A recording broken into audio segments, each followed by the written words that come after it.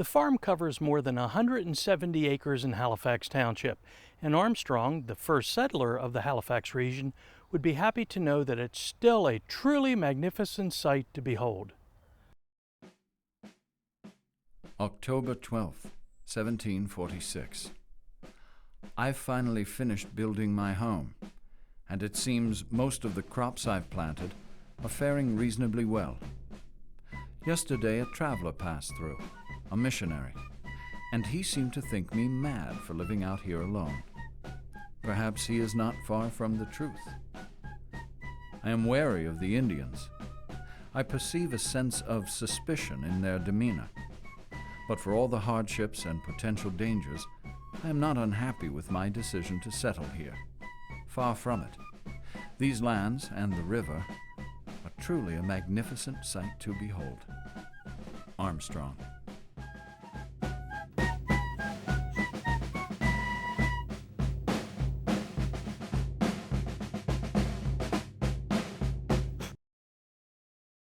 Sure enough, conflict with the Native Americans was inevitable.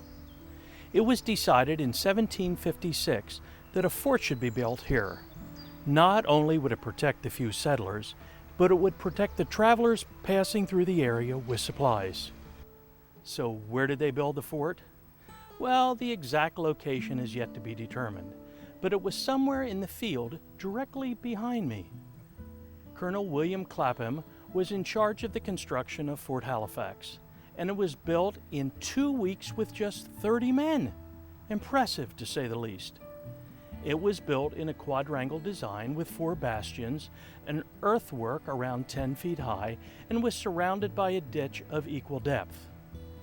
Amazing to think that right here, in the exact field almost 250 years ago, so much was going on.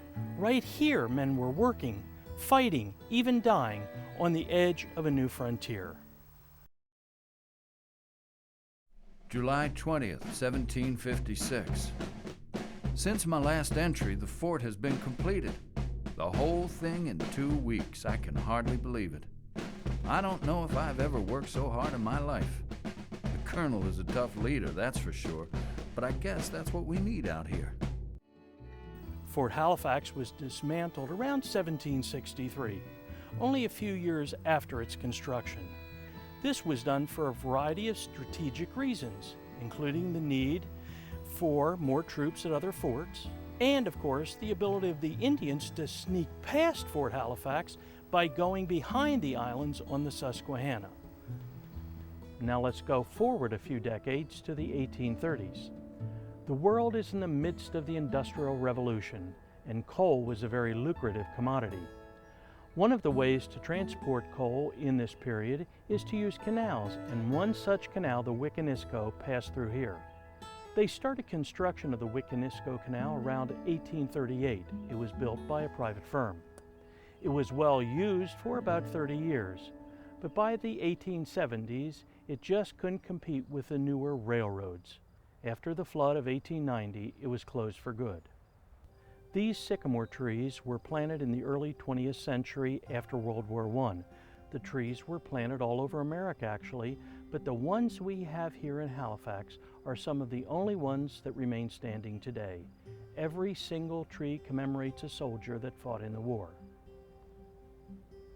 There's certainly a lot of history on this land, and that's one of the reasons why it must be preserved.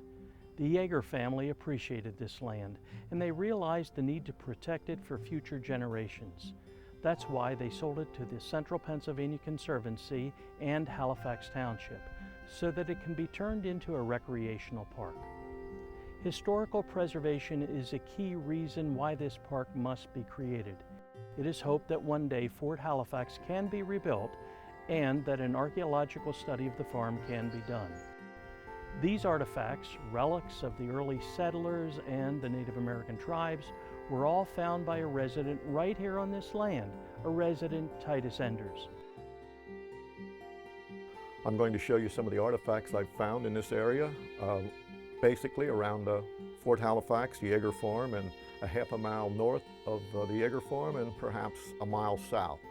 There's probably 8,000 to 10,000 pieces that I have on display. Not all of them are on display, but we'll show you some of the better pieces. We're talking about some very good spears and awls. This awl came off of the southern part of Andy Yeager's farm, and these knives, they're quartz and the quartzite, and they came off of the Halifax baseball diamond, what was a cornfield then. I'm now going to show you some pieces that came from the transitional period off the Yeager farm. This is from the furthest point north across the railroad tracks on the rise in the ground there. I found a lot of gun flints, they're English gun flints, and some bullets, and shillings. This is a Virginia 1786 shilling, and a good many old U.S. coins. 1793 was the first mintage. This particular coin is a 1796. Hopefully, visitors will one day see these and artifacts that have yet to be unearthed in a museum right here on park property.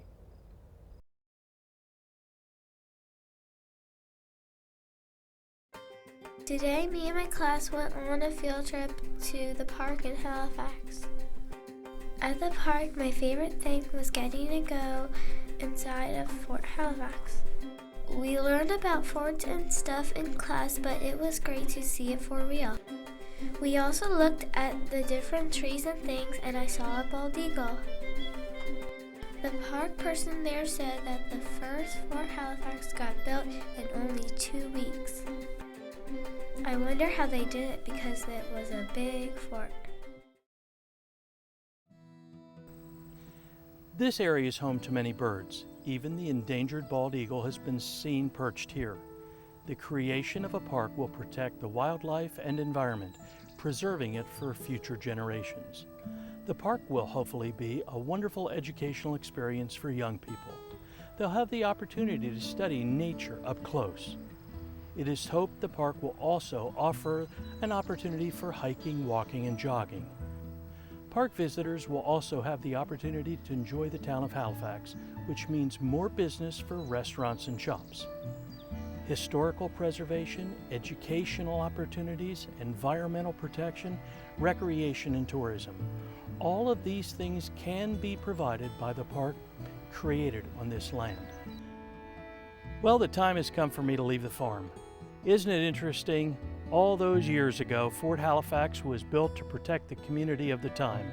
And now today, after 250 years, the land is going to be serving the community once again. Mr. Armstrong would be pleased with that.